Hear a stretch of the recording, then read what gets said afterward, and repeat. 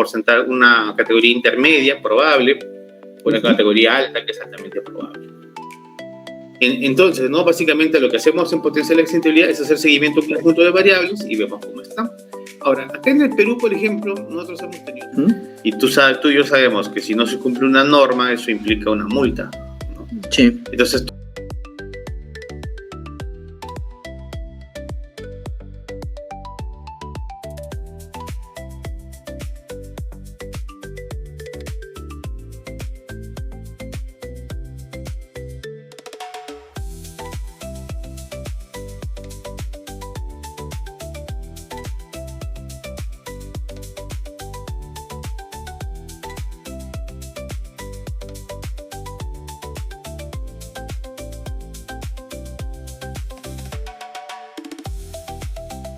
¿Eres estudiante, egresado o psicólogo? Lleva tu formación y práctica profesional al siguiente nivel con Psicoella. Accede a test psicológicos, guías clínicas, recursos de evaluación, materiales especializados y herramientas diseñadas para fortalecer tus conocimientos y habilidades.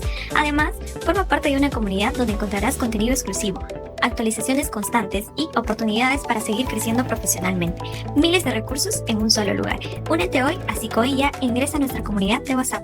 ¿Se puede predecir un accidente?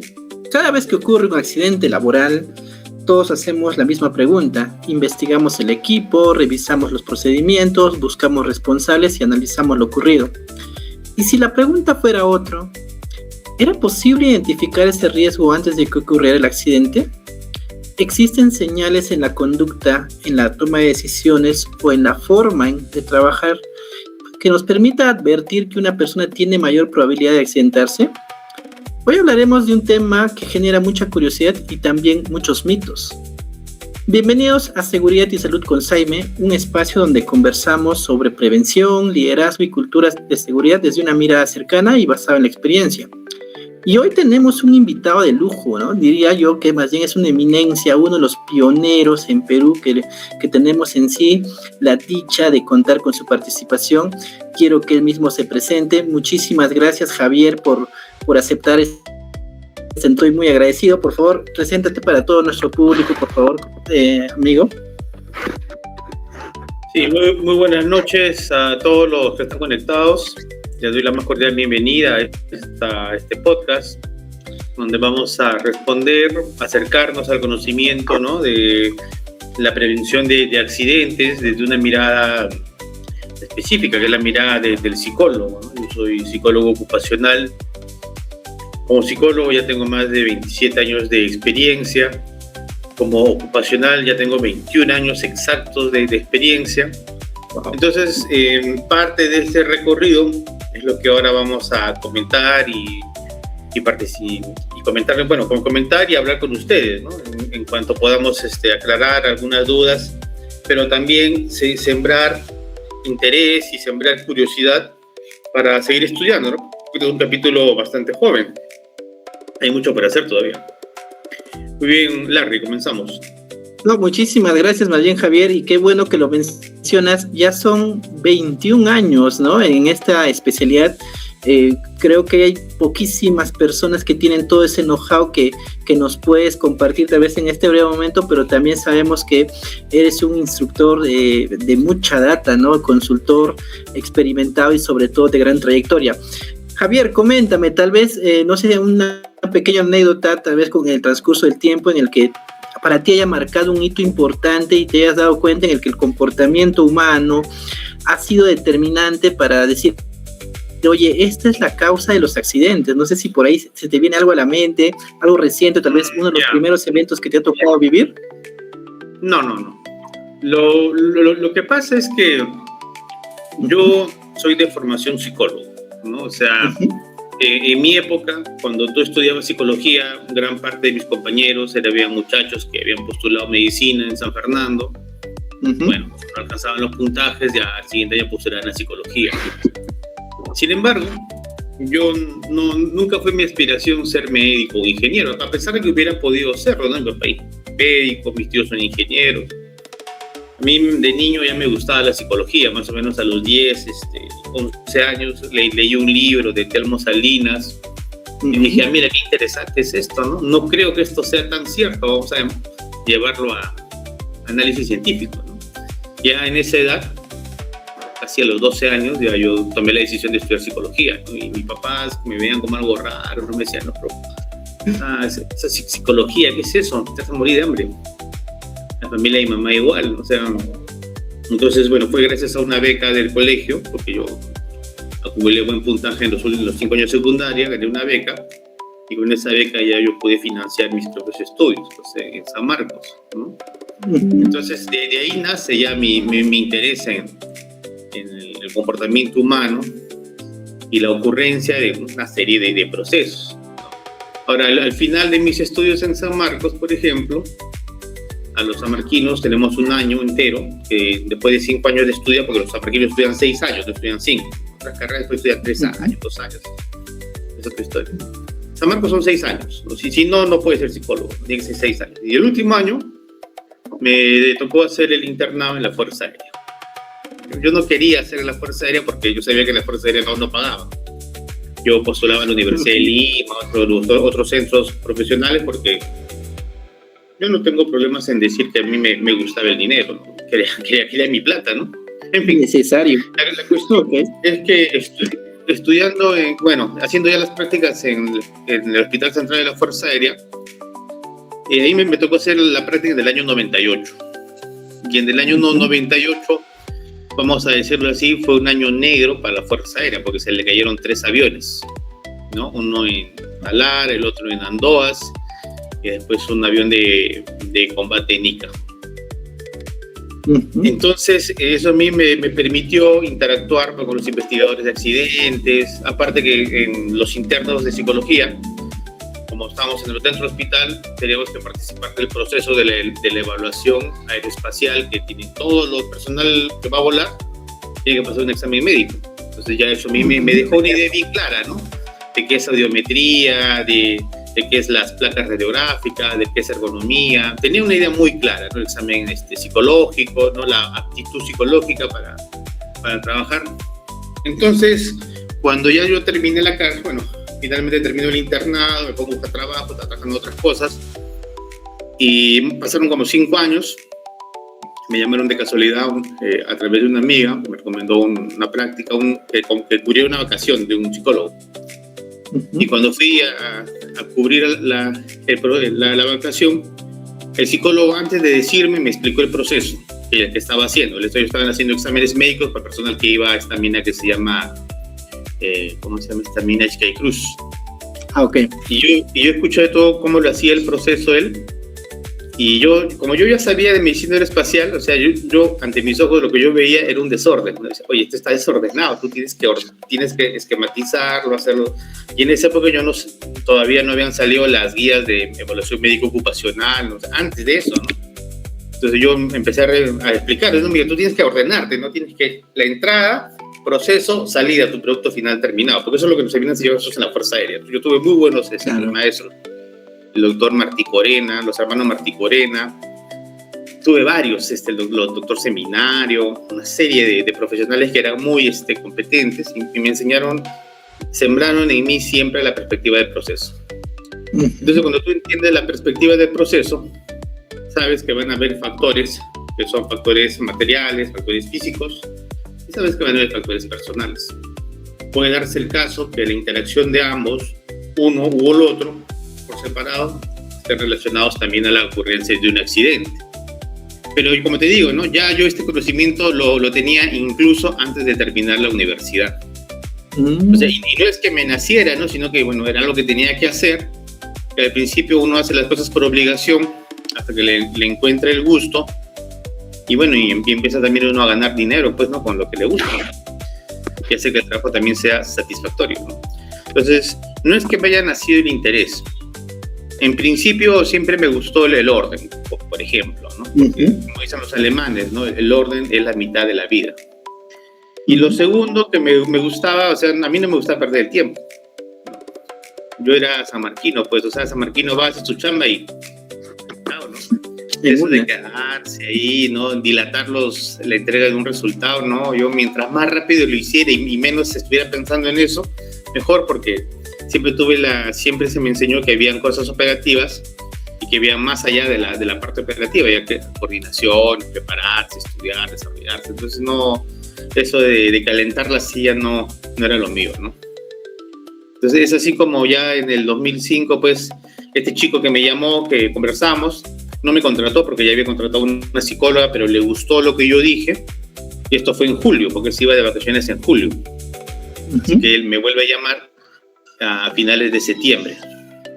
Y el 1 de octubre empiezo a trabajar, ¿no? Ya me voy a Cerro de Pasco a trabajar, y ahí ya hago pues toda mi carrera, ¿no? De ahí han pasado ya, ahorita son 27 años. Me llamaron y yo acepté el reto y además era porque en ese momento conocerlo hace 27 años es el régimen atípico, ¿no? Es decir, trabajas 20 días y descansas 10. En campamento. Sí, ahorrate pasajes, ahorrate menú, te lavan la ropa, te limpian el cuarto. O sea, ¿qué más le espera la vida, no? O sea, tremendamente motivante, ¿no? O sea, y tuve suerte, ¿no? Gran parte de lo que ha venido después ha estado relacionado siempre a ese régimen, ¿no? 20x10 en diferentes áreas, ¿no? Ya, pues, la minería ahí empecé, pero después trabajé en construcción y ahora ya como profesional independiente dando servicio al sector industrial, ¿no?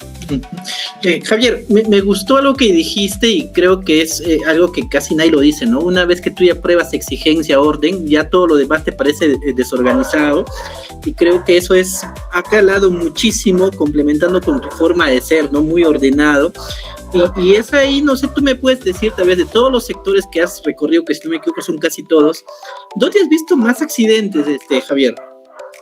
En uno que no está, es curioso, pero y ya eso me imagino que tú también lo sabes, ¿no? Si yo a ti, Larry, te preguntara cuál es el sector con más accidentes, ¿cuál sería tu respuesta? Y vamos a aclarar un mito bien interesante. A ver, ¿cuál es tu respuesta? Mira, ahí me agarras, yo tengo duda, ¿no? Entre minería y construcción, ¿no? Suéltalo. Sí, bueno, ahora vas a aprender, ¿no? Y qué bueno que estamos conversando, ¿no? Que sí, ¿no? Yo diría minería, la ignorancia es peligrosa. Sí. El sector con más cantidad de accidentes no es ni la minería ni la construcción. ¿Ya? Es transporte. Oh, sí, ok.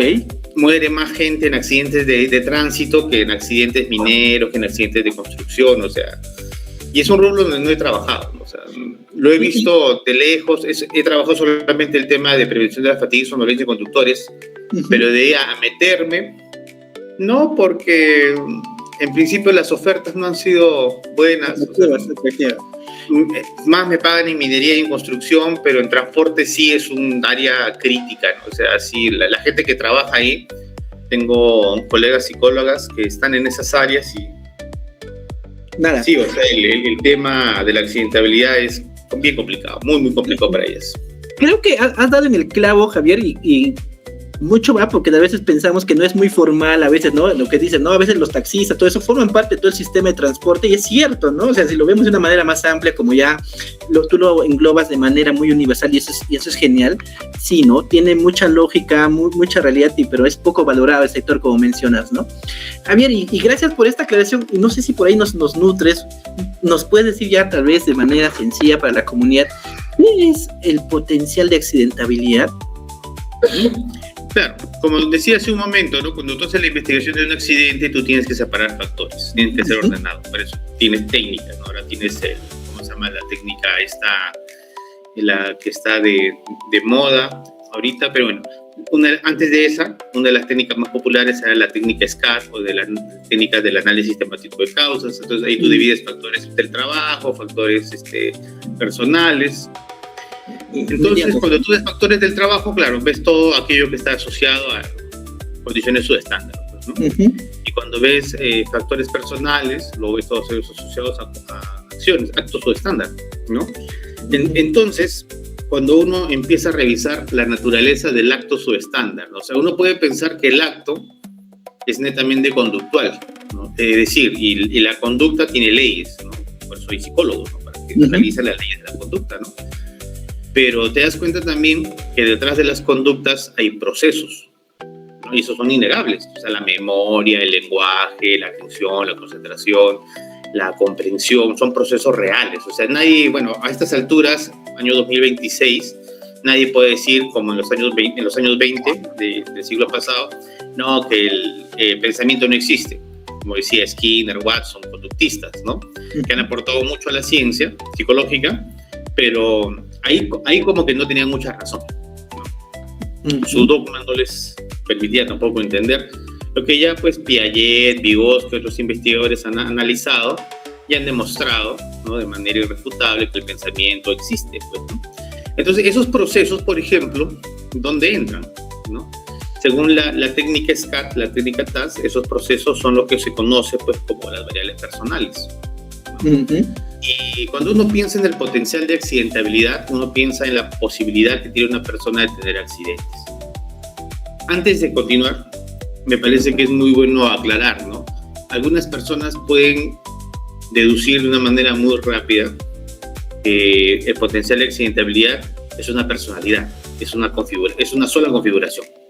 Sí. Pero uno tiene que entender que no es así, porque si no, imagínate, ¿no? Si hubiera una personalidad, una única personalidad con alta tendencia a accidentarse, qué fácil sería, ¿no? Tú no los dejas ingresar a mina y ya no hay accidentes, pero los accidentes siguen ocurriendo.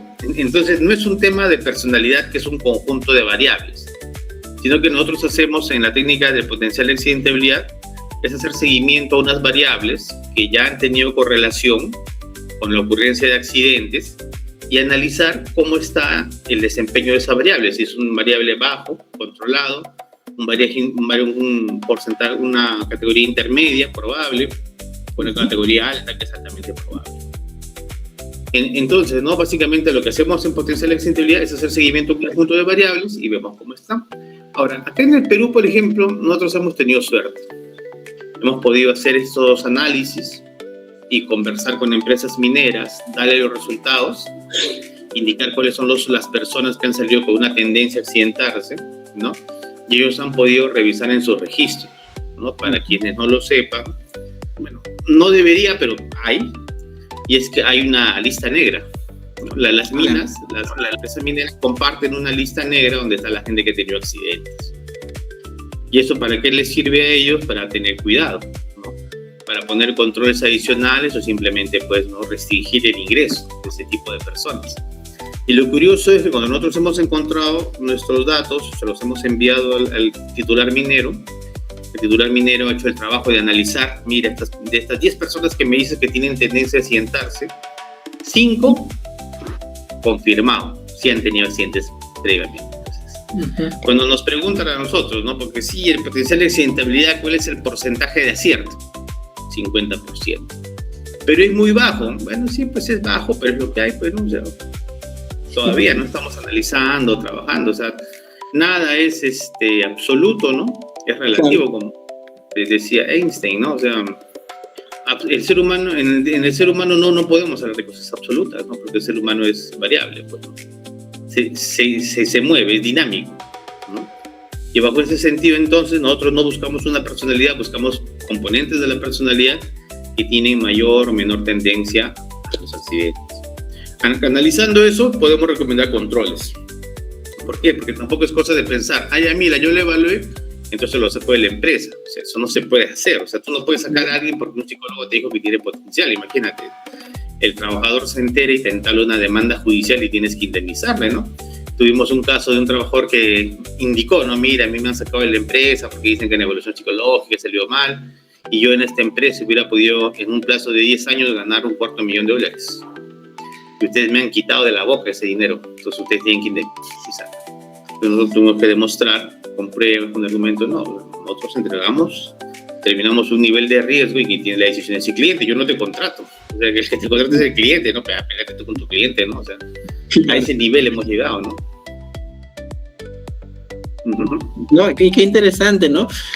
Javier, entonces, cuando escuchamos el término error humano, muchas veces sirve también como cliché para que las empresas encuentren ese perfil, como tú dices, no mucho el reclutador de mina está con ese chip creyendo que en las pruebas psicológicas va a encontrar ese indicador de que se puede o no accidentar a veces, ¿no? Y antes, ahí ayúdame, había el término complacencia, ¿no? Esas personas que tal vez se sobreconfiaban de sus competencias, se creían muy hábiles, pero también estaban con esa predisposición a poder accidentarse más, ¿no? ¿Qué tanto ha cambiado esto ahora con el análisis de la potencial, de ver la potencialidad de los accidentes, ¿no? A nivel de las conductas. ¿Ha cambiado eso? ¿Ya se toma más cuidado en los procesos de selección? No, al contrario, diría, ¿no? Que yo, aunque parece esto medio peculiar, ¿no? Pero recién selección está empezando a tomar en cuenta los perfiles, las recomendaciones de los psicólogos, ¿no? Antes, hasta hace muy pocos años, te diré pues 3, 5 años, ¿no? Selección básicamente hacía sus procesos de manual. Y recién ahora ya están empezando a recibir input de los psicólogos, ¿no? Y están empezando ya a unas variables a ajustar y están empezando a encontrar que está mejorando, ¿no? O sea, cada vez ingresa gente que tiene menos tendencia a accidentarse, ¿no? O sea, por un lado, ¿no? O sea, y es algo nuevo, ¿no? O sea, no, más bien no es que haya nuevos conceptos, ¿no? Sino que ahora la gente recién está empezando a utilizar los conceptos para prevenir. El gran problema era tal vez que entonces seguridad y salud, o bueno, los de selección no hacían, digamos, la recepción adecuada de las recomendaciones que hacía seguridad, ¿no? Que hoy en día se está integrando. Porque seguridad estaba muy metido a veces en el tema de seguridad industrial y todos los procedimientos, pero poco interés a veces le dábamos, y YouTube seguramente ha sido uno de los impulsores para que se fijen más en la persona, pero no como un estigma, ¿no? Sino como la posibilidad de que esta persona pueda mantener un comportamiento seguro dentro de la labor, y eso asegure también una operación, pues, ¿no? Porque sabes que cuando hay un tema fatal, todas las operaciones normalmente paran, ¿no? Claro, lo que pasa es que el tema pasa por un punto de liderazgo, ¿no? O sea, uno tiene que liderar estos procesos y retroalimentar a otros, ¿no? Pero no se puede negar también que en las empresas hay pugnas de poder, ¿no? Gente que quiere tener la razón, gente que quiere que el gerente lo vea. Entonces, a veces la transmisión de la información, porque esto es un feedback, ¿no? O sea, las áreas de operaciones tendrían que retroalimentar a las áreas de selección para que selección ajuste sus filtros, ¿no? De hecho, muchos de nuestros clientes a quienes les enseñamos a aplicar las pruebas, la metodología, son gente de selección. Y la pregunta es de cajón, o sea, desde el inicio, ¿no puedo aplicar esto para seleccionar gente? La respuesta es sí, claro, aplícalo, ¿no? Y de verdad, ¿no? Los que finalmente lo aplican empiezan a experimentar mejoras, ¿no? Uh-huh.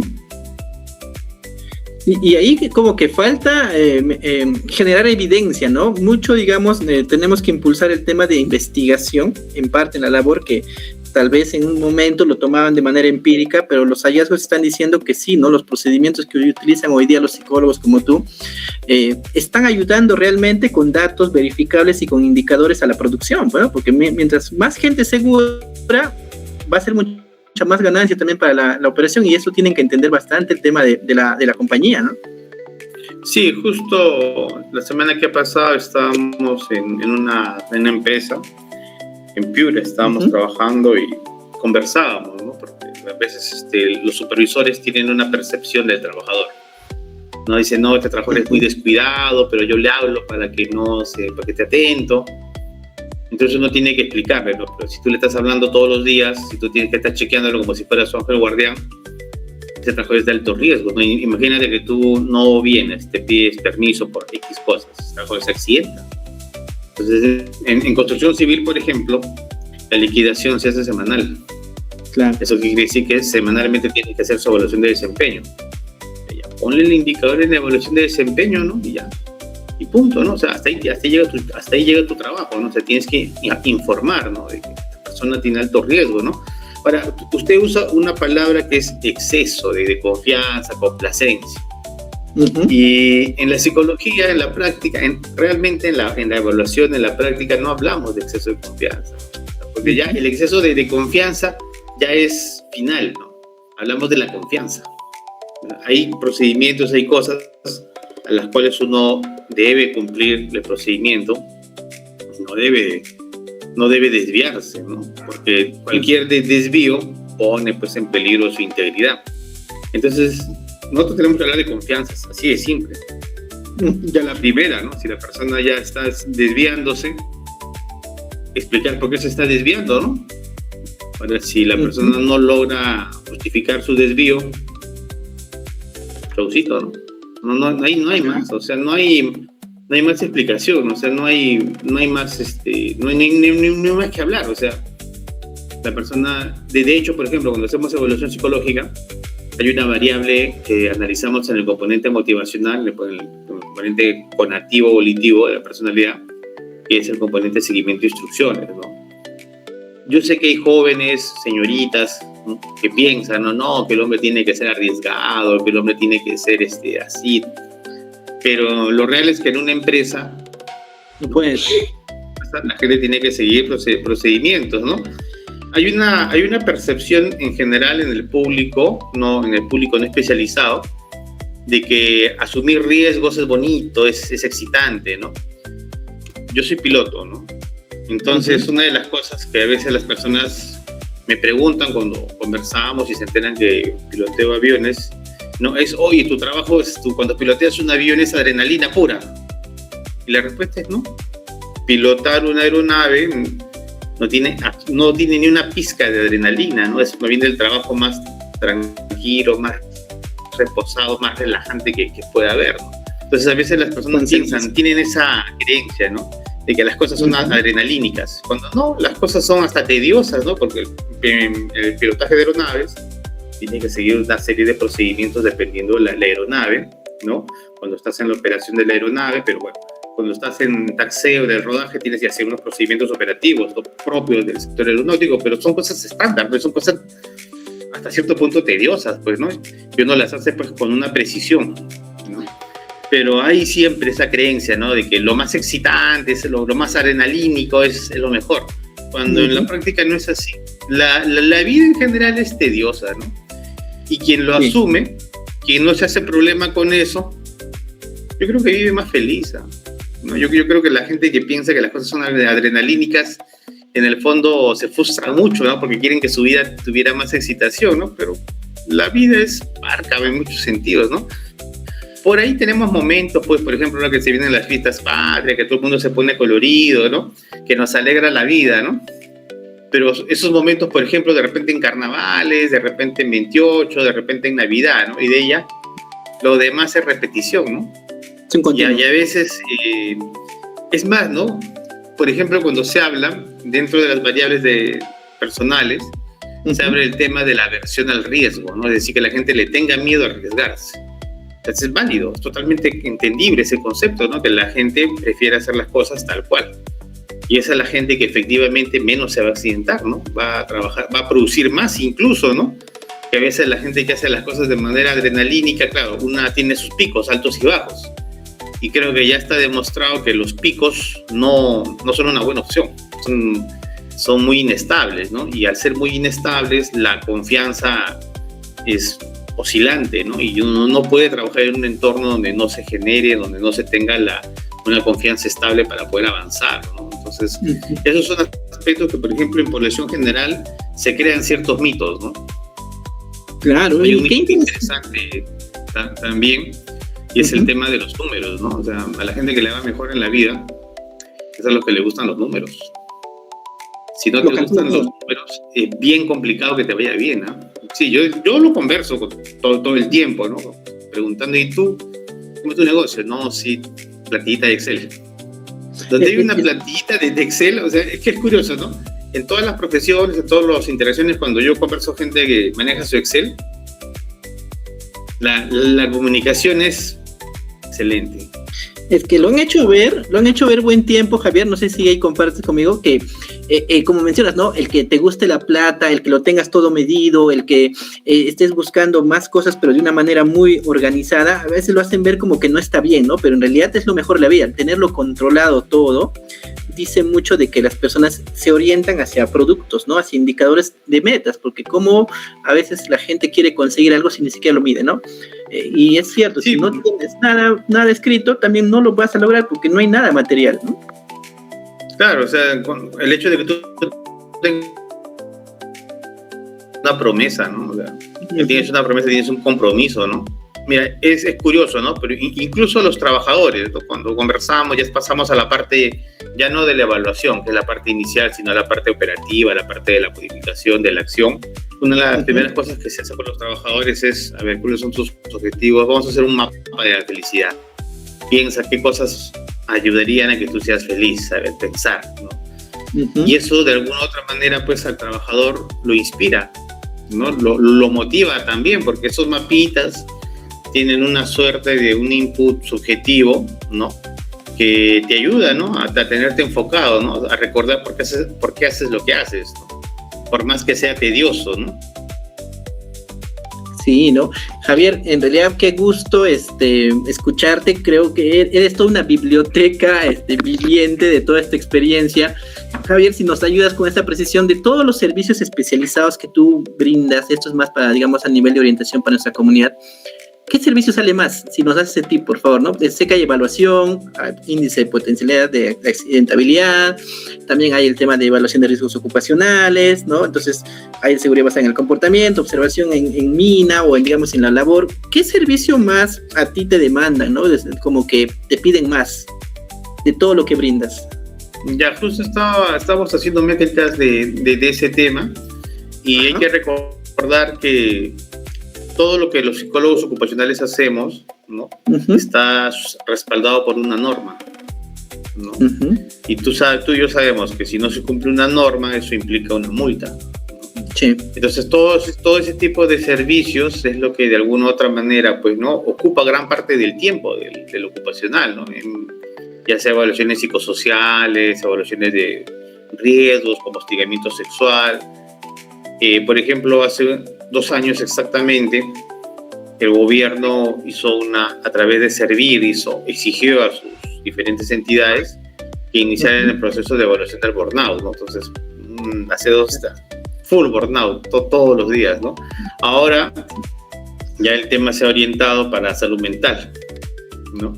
Claro, bueno, uno tiene que entender que aparte de la definición que plantea OMS, uno tiene que entender que la salud mental es el resultado de una buena gestión de una serie de mecanismos de la empresa, ¿no? Como por ejemplo los recursos humanos, el bienestar, la disposición del trabajo, la dosificación de la carga del trabajo, los horarios de trabajo, los horarios de descanso. Entonces, por ejemplo, ¿no? Claro, y lógicamente también hay una parte ahí que tiene que ver con la evaluación del tamizaje, pero principalmente hay aspectos como la gestión propia de los recursos humanos, el entendimiento del recurso humano, para no llevarlo al límite, ¿no? Y no exponer su salud mental. Claro, y ahora... Por ejemplo, las cosas que más demandan, ¿no? Actualmente.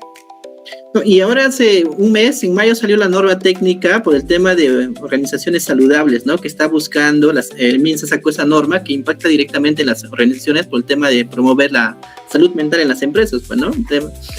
Hacer lo que se llama hoy día organizaciones felices, ¿no? La felicidad laboral y todo el tema que seguramente va a tener mayor demanda también en ese sentido, porque va muchísimo de ocupacional, por no decir es puro ocupacional. Siento que esto ya está dejando algo de organizacional y se está metiendo directamente en cultura, ¿no? Que tiene que ver bastante con seguridad, con bienestar. Claro.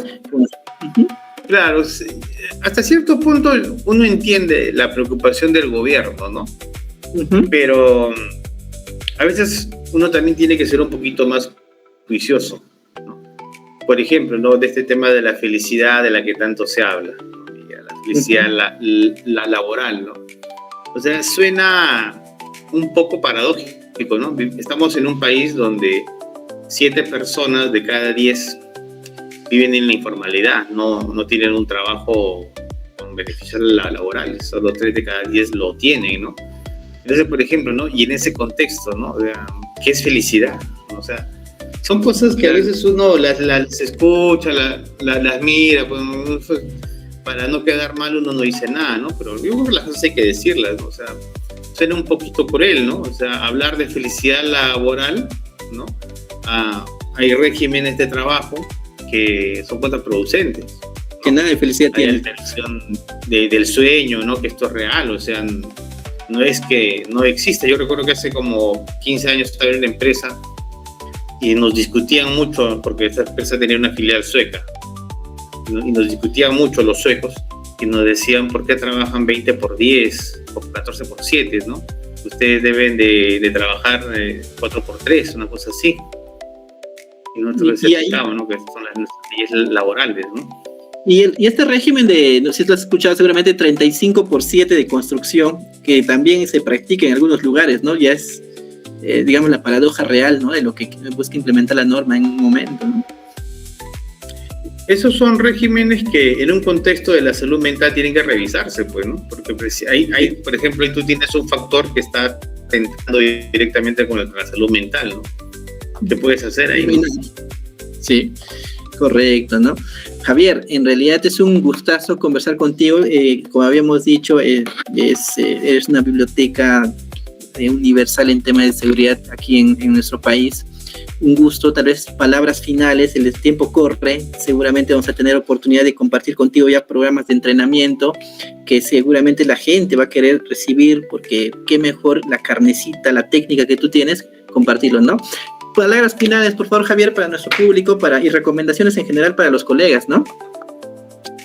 Sí, yo creo que para los colegas psicólogos, algo que deben de entender es que en el Perú actualmente hay 2.4 millones de empresas. Uh-huh. A la fecha ya tenemos, creo yo, como unos 80.000, 70.000 psicólogos, ¿no?